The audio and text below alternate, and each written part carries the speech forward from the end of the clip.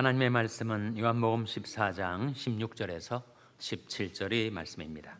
내가 아버지께 구하겠으니 그가 또 다른 보혜사를 너에게 주사 영원토록 너희와 함께 있게 하시리니 저는 진리의 영이라. 세상은 능히 저를 받지 못하나니 이는 저를 보지도 못하고 알지도 못함이라. 그러나 너희는 저를 아나니 저는 너희와 함께 거하시며 또 너희 속에 계시겠음이라. 아멘. 할렐루야. 서로의 평강의 복을 기원하는 마음으로 샬롬 인사 나누시기 바랍니다. 샬롬. 샬롬.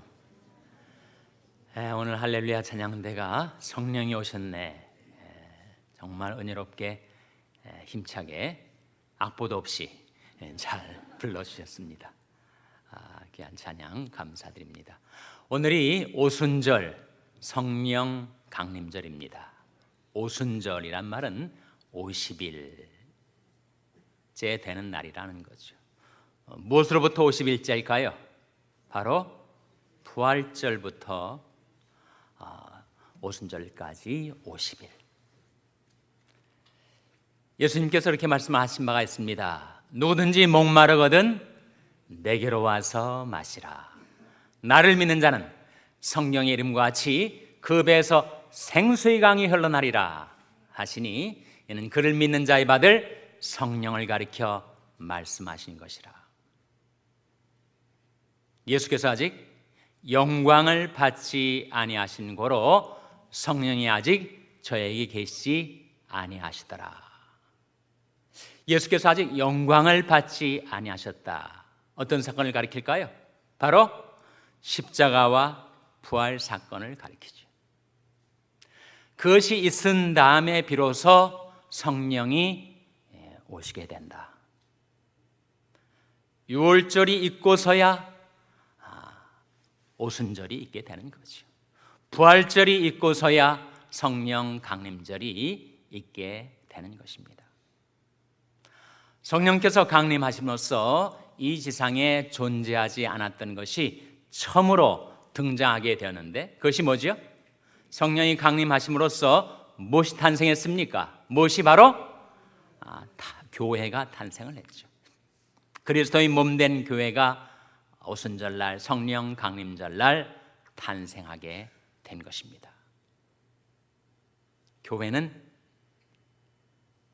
예수님의 옆구리에서 나온 것이다. 창에 찔린 예수님의 옆구리에서 물과 피가 쏟아진 예수님의 생명이 흘려져서 교회가 탄생하게 된 것이다. 오순절 성령 강림절에 강림하신 성령, 성령은 과연 인격인가 능력인가? 성령을 에너지로 이해하는 교파가 있습니다. 성령은 영향력, 가마력, 힘, 그건 에너지다. 마치 발전소에서 전기를 발전해서 전력을 송출하면 빛으로 열로 나타나는 전력과 같은 것이다. 그렇게 이해를 하고 있는 교단 종파도 있습니다. 과연 그러한가? 성령은 단지 능력일 뿐인가? 성령은 뭐라고 말씀하고 있죠? 성령은 인격이시다. 완전한 인격이시다. 어떻게 할 수 있는가? 인격에 3요소가 있습니다. 인격의 3요소가 뭐죠? 바로 지정의 아닙니까? 지성과 감성과 의지. 그것이 인격의 3요소인데 성령을 증거하는 성경 말씀에 보면 성령이 인지 능력을 가지신 알 수 있고 생각하시는 지성을 가지신 분이시다 라고 말씀하고 있습니다. 고린도전서 2장 11절 말씀에 이와 같이 사람이 사정도 사람이 영 외에는 알지 못하는 것과 같이 하나님이 사정도 하나님이 영 외에는 알지 못하느니라. 성령이 아신다. 이게 바로 지성 아니에요? 지성에는 생각할 수 있는, 사고할 수 있는 기능이 있지 않습니까? 로마서 8장 27절 말씀에 하나님이 성령의 생각을 아신다, 그런 말씀이 나오죠. 이와 같이 성령도 우리 연약함을 도우시나니 우리가 마땅히 빌 바를 알지 못하나 오직 성령이 말할 수 없는 탄식으로 우리를 위하여 친히 간구하시느니라.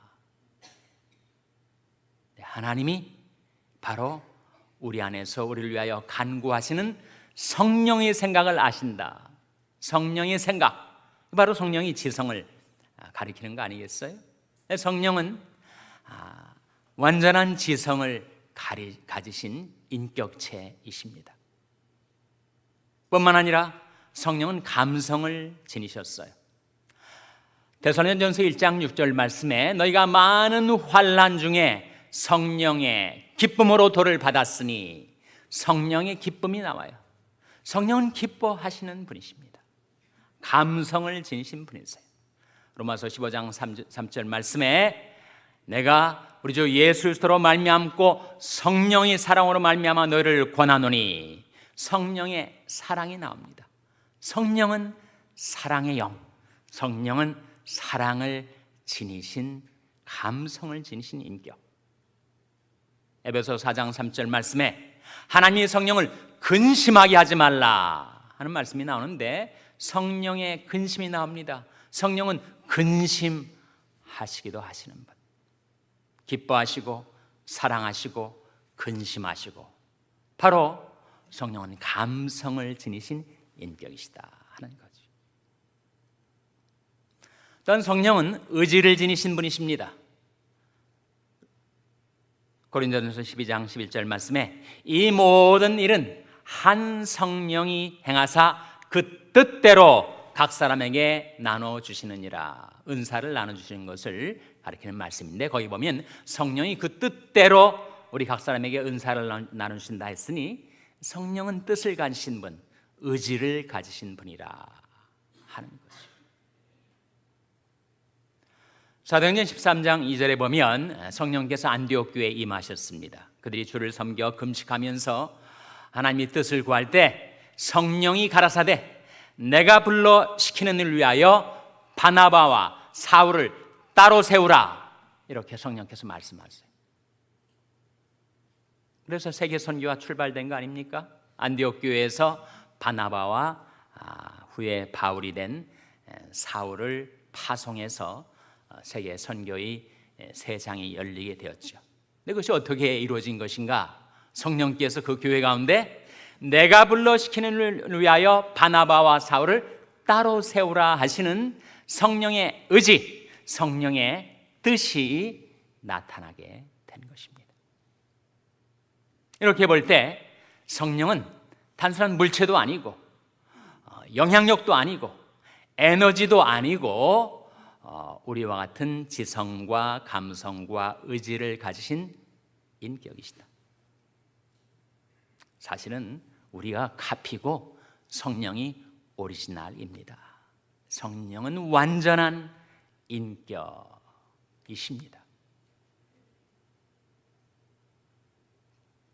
완전한 인격이라고 할 때 과연 무엇이 완전한 인격을 구성하는 것일까? 여러분, 정말 인격자라고 하는 사람은 어떤 사람입니까?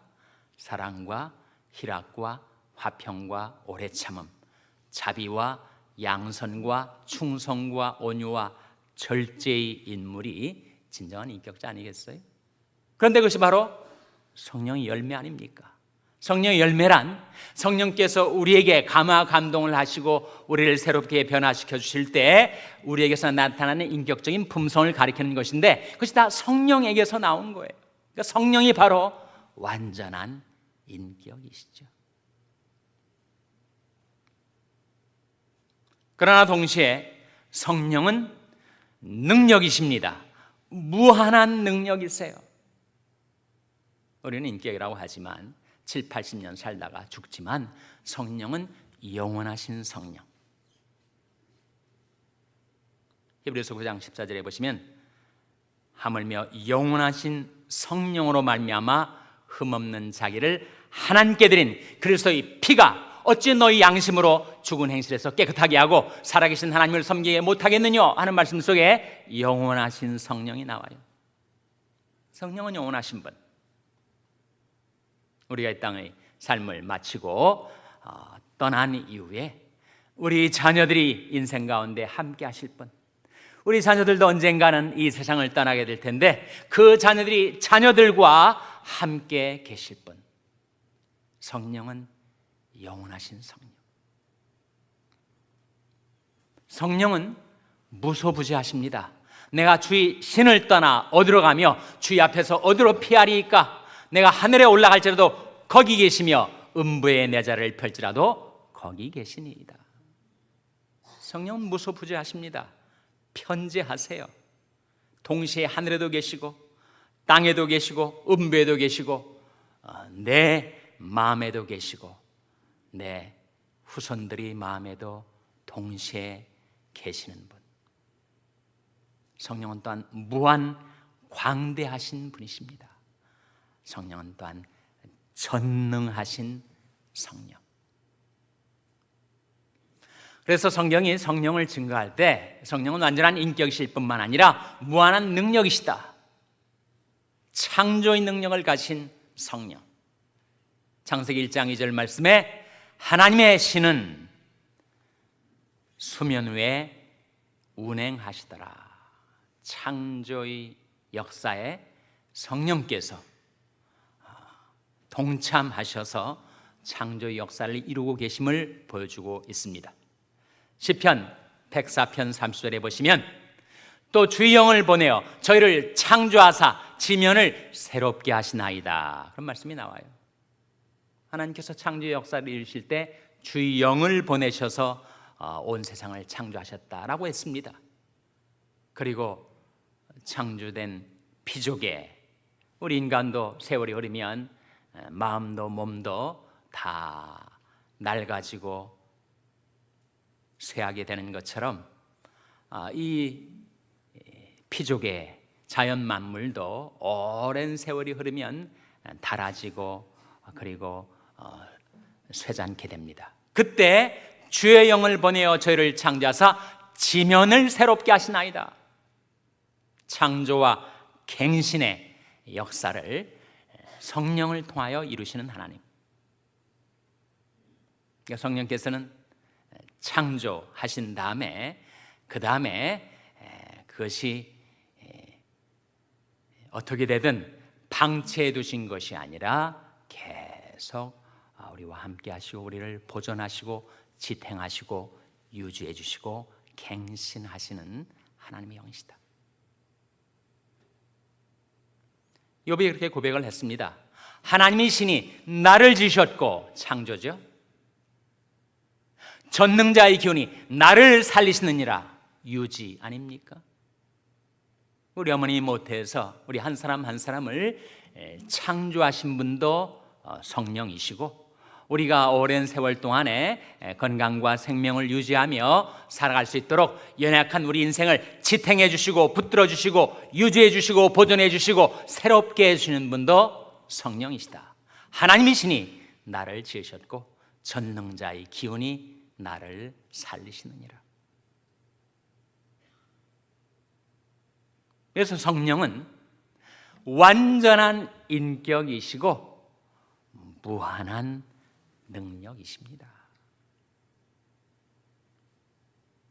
장차 우리 주 예수 그리스도께서 재림하실 때 우리 죽을 몸, 정말 죽을 몸 아니에요? 낮고 천한 몸입니다. 그것을 예수 그리스도의 영광스러운 몸이 형체와 같이 변케 하시는 것도 성령을 통해서 이루신다 하셨어요. 로마서 8장 11절 말씀에 예수를 죽은 자 가운데서 살리신 이의 영이 너희 안에 거하시면, 그래서 예수를 죽은 자 가운데서 살리신 이가 너희 안에 거하시는 그 영으로 말미암아 너희 죽을 몸도 살리시리라. 그래서 성령은 완전한 인격이시면서 무한한 능력이십니다. 예수님께서 성령의 강림을 예언하시면서 오늘 본 말씀에 이렇게 말씀하셨어요. 요한복음 14장 16절 우리 한번 같이 읽겠습니다. 요한복음 14장 16절 말씀 같이 읽겠습니다. 시작. 내가 아버지께 구하겠으니 그가 또 다른 보혜사를 너희에게 주사 영원토록 너희와 함께 있게 하시리니. 내가 아버지께 구하겠으니 그가 또 다른 무엇을 너희에게 주사라고 했습니까? 보혜사. 보혜사가 무엇인가? 도울보자에 은혜해자에 스승사자, 도우시고 은혜 베푸시는 스승, 주. 영어 성경은 그것을 번역을 할 때 컴포터, 위로자, 애드보케이트, 대언자, 헬퍼, 돕는 자 등으로 번역을 하고 있지만 번역상으로는 한계가 있어요. 헬라어 성경에서는 파라클레토스라고 하는데 그것은 파라, 옆에라는 말과 클레토스, 불림을 받은 자의 뜻입니다. 보혜사의 원의는 무엇인가? 우리 옆에 계시도록 불림을 받아 우리와 함께 하시는 분. 마치 예수님이 이 세상에 계실 때 제자들에게 예수님이 보혜사이셨던 것처럼 이제 예수님께서 부활 승천하신 다음에 이 세상의 고와 같이 우리를 내어버려 두지 아니하시고 바로 우리의 보혜사, 우리 곁에 서셔서 우리를 도우시고 위로해 주시고 그리고 우리를 인도해 주시는 파라클레토스. 내가 아버지께 구하겠으니 그가 또 다른 보혜사를 너에게 주사 영원토록 너희와 함께 있게 하시리니. 성령은 영원히 우리와 함께 하시는 분.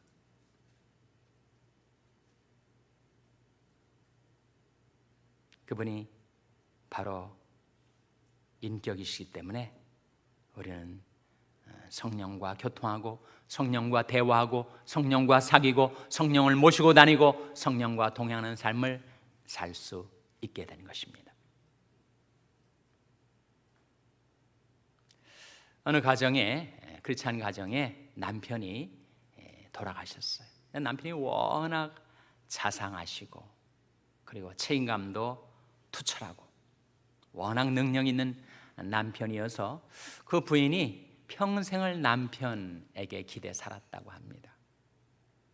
그러니까 워낙 가정 생계 대책도 잘 세우고 충실하고 그리고 자상한 남편이어서 이 부인은 정말 남편을 의지하고 남편의 기대서 태평하게 살던 분이었는데 남편이 훌쩍 떠나고 나니까 너무 마음이 막막하고 두려웠다고 해요.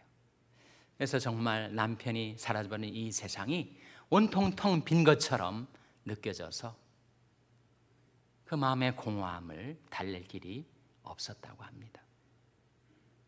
과연 나는 혼자서 어떻게 사나? 이 험한 세상을 남편 없이 어떻게 사나? 그랬던 그 여성에게 바로 이 말씀, 하나님께서 우리 곁에 계시도록 보혜사 성령을 보내셨다 하는 말씀을 그가 듣고 깨달았어요. 그렇구나, 나 혼자 사는 것이 아니라 성령께서 내 곁에 계셔서 나를 돌보시고 도우시고 나를 인도해 주시는구나. 내가 그분과 함께 살면 외롭지 않을 수 있겠구나.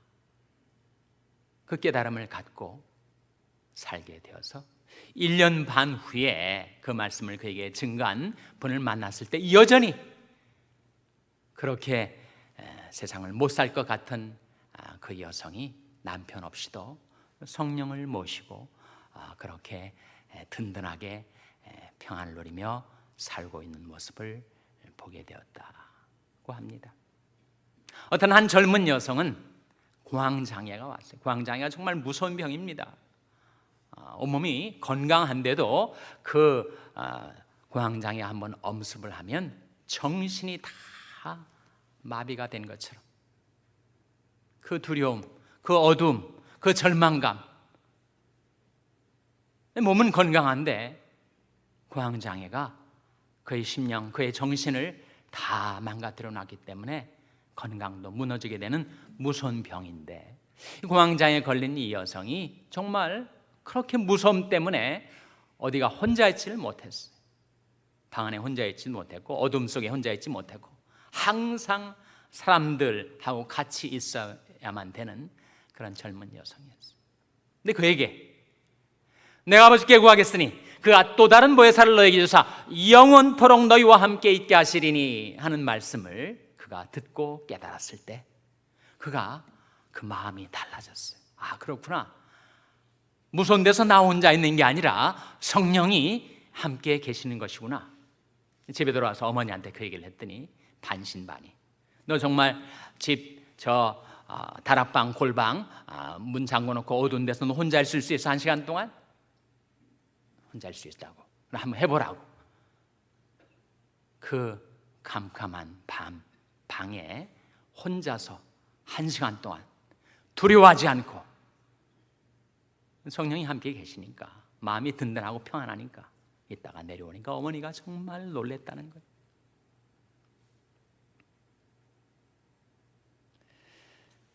저는 저희 어머니가 학교를 일찍 보냈습니다. 요즘은 미국에서 아이들 가급적이면 좀 늦게 보내려고 하죠. 다른 애들보다 나이가 1살 더 많아야 리더십도 발휘할 수 있고 훨씬 유리하니까. 근데 우리 자랄 때는 그것이 유행이었는지 아이들 학교에 일찍 보냈어요. 이제 5살 반에 국민학교 1학년생이 되었습니다. 그래가지고 사람들을 보면 그렇게 얼굴이 빨개졌어요. 그래서 사람들이, 어머니들이 모여서서 이렇게 계신 걸 보면 꼭 절을 두고 얘기하시는 것 같아가지고 가까이도 못 가고 삥 돌아서 이렇게 달아나듯이 사라지곤 했습니다. 그렇게 소심하고 그리고 아주 수줍음을 많이 타는 아이였어요.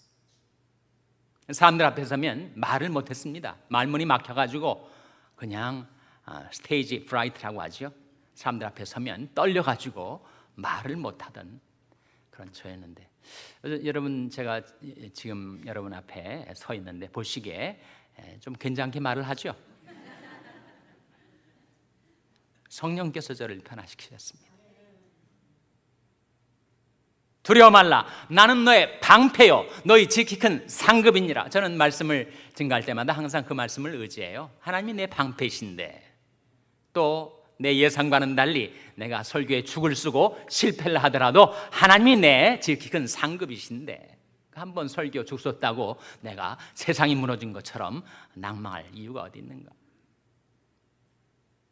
그렇게 소심하고 그리고 부끄러움을 타던 저를 성령께서 이렇게 변화시키신 것입니다.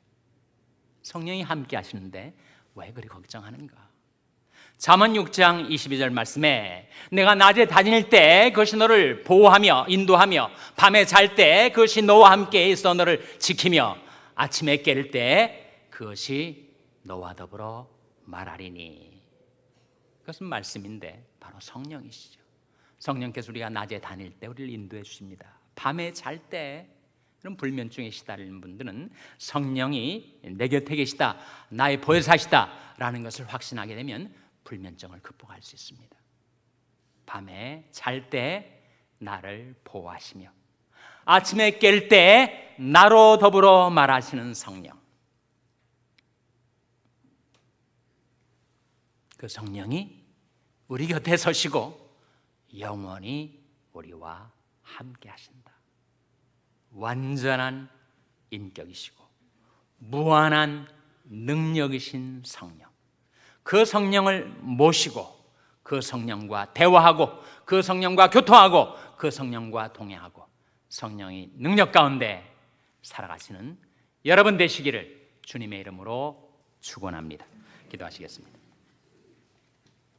하나님 아버지, 우리 주 예수 그리스도의 십자가와 부활의 공로로 하나님의 영 성령을 저희들에게 보내어 주시고 성령께서 저희 곁에 계시며 영원히 저희와 함께 있게 해주신 것을 감사드립니다. 주 예수를 믿어 성령을 모신 삶, 성령과 대화가, 성령과 동행하고 성령과 교통하고 성령 안에서 살아가는 저희들의 삶이 될 수 있도록 하나님 저희들을 성령으로 충만케 해주시고 성령의 능력 가운데 주 따르게 하여 주시옵소서. 이 모든 말씀 예수님의 이름으로 기도하옵나이다. 아멘.